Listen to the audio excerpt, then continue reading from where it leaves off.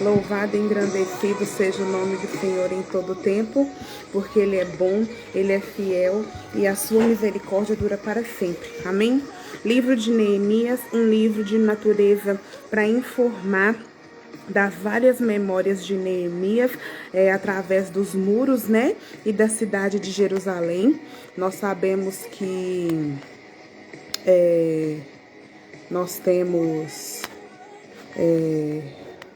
nós temos vários relatos de vários irmãos que viveram experiências maravilhosas. Nós sabemos que a queda do muro foi o ápice, porque eles conseguiram vencer e romper aquele problema simplesmente com a confiança, girando aquele muro em oração. Então, o que nós podemos aprender com a queda desses muros? Que tem coisas que nós não vamos vencer na força. Nós vamos vencer única e simplesmente através da confiança, da perseverança e da oração. E da ação, porque oração nada mais é do que orar e agir. E nós sabemos que assim nós vamos alcançar coisas maravilhosas. E o livro de Neemias é um livro no qual Neemias ora muito por aquele povo.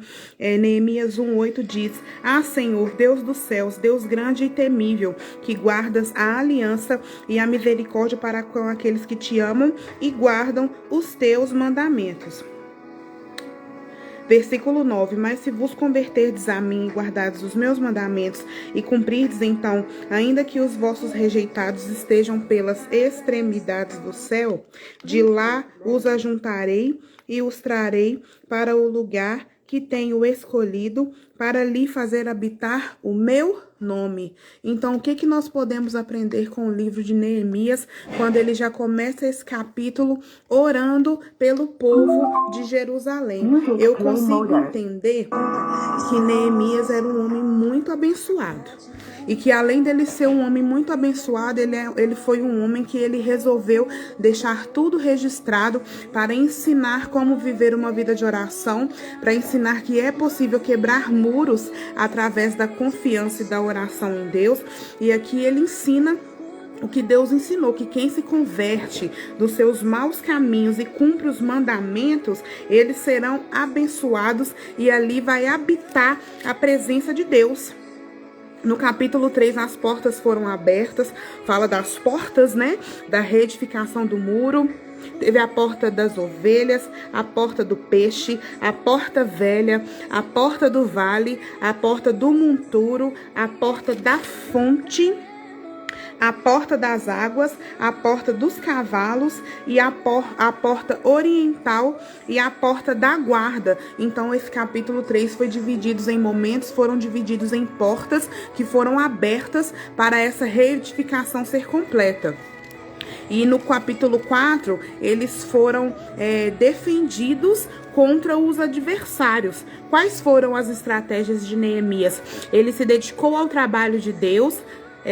Os inimigos tentaram ridicularizar Neemias, mas eles não conseguiam, porque maior era Deus. Ele orou reconhecendo a soberania de Deus e a legitimidade de Deus, e que os seus inimigos eles eram ilegítimos, que eles não tinham nada o que fazer contra ele. Ele orou pedindo a Deus que atentasse para o seu opróbrio, que eram os inimigos, e recusasse a perdoar os seus inimigos. Ele orou e montou uma guarda, tomando as precauções necessárias e conclamando os homens a lutar pelas suas famílias. Ele conduziu o povo a se arrepender, confessar e fazer uma reparação dos seus pecados e do muro. Neemias manifestou uma determinação muito grande, muita fé. Ele relutou a maledicência dos seus inimigos e orou pedindo a Deus forças. Ele foi um modelo de retidão, recebendo discernimento de Deus, e orou a Deus pedindo para que se lembrasse dos seus inimigos. Ele tomou providências para proteger todas as portas e tirou da casa de Deus todos os pertences do inimigo, e ele se opôs à injustiça. Então essa batalha espiritual começa quando o inimigo percebe que tem alguém tentando buscar os propósitos de Deus e tentando proteger o bem-estar daquele povo, que foi o que Neemias fez.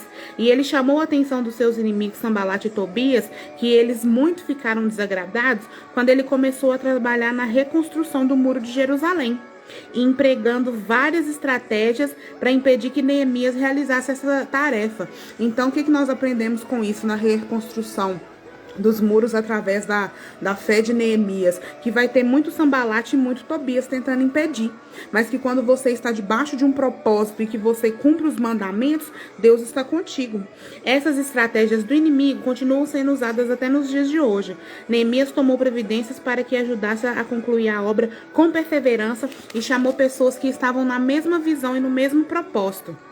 Por isso que é importante andar com pessoas que estão na mesma visão, tomar as medidas necessárias contra a usura, confessar e manifestar o bom exemplo, assim como Neemias fez, e não se importar com os inimigos tentando se levantar para tentar te atrapalhar.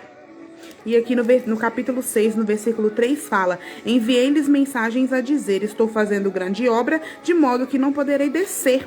Porque cessaria a obra enquanto eu deixasse e fosse ter convosco? Então ele não queria descer de jeito nenhum, porque ele começou uma grande obra e ele tinha que realizar, ele tinha que concluir aquela boa obra. E ele sabia que o Senhor estaria com ele. No capítulo 8, entra Esdras, com a lei diante do povo, para mostrar que a lei deveria ser necessária e que era para bendizer e engrandecer o santo nome do Senhor Jesus. No capítulo 9, fala do arrependimento e da confissão dos pecados, que é muito importante não blasfemar, contra o Senhor. No capítulo 10, fala da aliança do povo sobre guardar a lei de Deus. No capítulo 11, fala da relação daqueles que habitaram, entre os sacerdotes, a dedicação dos muros, os estrangeiros são separados de Israel, Tobias é expulso do templo, houve a manifestação dos sacerdotes e dos levitas, foi restaurada a manutenção dos levitas, restabelecendo a observância de se guardar o sábado, condenaram o casamento misto, que era algo que saía totalmente fora daquilo que Deus ensinava. E no final do capítulo de Neemias, no capítulo 13, no versículo 30 e 31, nos diz: limpei os pés, limpa, pois, de toda a estrangeirice dos estrangeiros, e designei o serviço dos sacerdotes e dos serviços, cada um no seu mister, como também o fornecimento de lenha em tempos determinados, bem como as primícias. Lembra-te de mim, Deus meu, para o meu bem. Então, além dele reconstruir, além dele ensinar o povo, além dele mostrar que o povo de Jerusalém tinha que se converter, além dele conseguir sair fora e vencer Sambalate e Tobias, que eram pessoas que estavam de fato determinadas a atrapalhar o seu ministério, a atrapalhar a resolução daquele problema que era reconstruir os muros, ele permaneceu fiel, ele permaneceu constante como um atalaia. E eu acho maravilhoso quando aqui no final, antes de finalizar o capítulo, ele fala que ele não vai descer para falar com ninguém, porque ele havia começado uma obra e ele tinha que terminar aquela obra. E que nós possamos trazer para os dias de hoje, aprendendo com Neemias, que nós começamos uma boa obra. E que por nós termos começado essa boa obra, que nós não podemos de forma nenhuma descer do muro sem concluir aquela obra, porque o Senhor conta conosco. Ele não vai descer aqui em forma humana para resolver os problemas. Por isso que ele fez com que Jesus morresse por nós, para que o Espírito Santo em Jesus habitasse dentro de nós, para que nós pudéssemos resolver todas as coisas aqui nessa terra.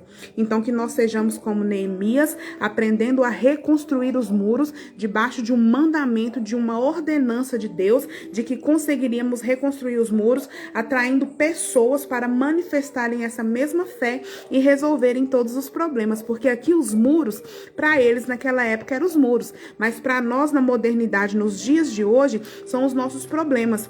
A incredulidade, a política, as falsas doutrinas e religiões. É tudo aquilo que foge do que o Senhor Deus está ensinando. Então que nós possamos aprender que como Neemias, e aprender a reconstruir. E é assim que nós vamos aprender a reconstruir os muros em obediência, a ser como Neemias, reconstruir os muros em obediência, em sabedoria e ser honrado. Compartilhe e seja abençoado na prática dessa palavra. Que Deus abençoe em Cristo Jesus.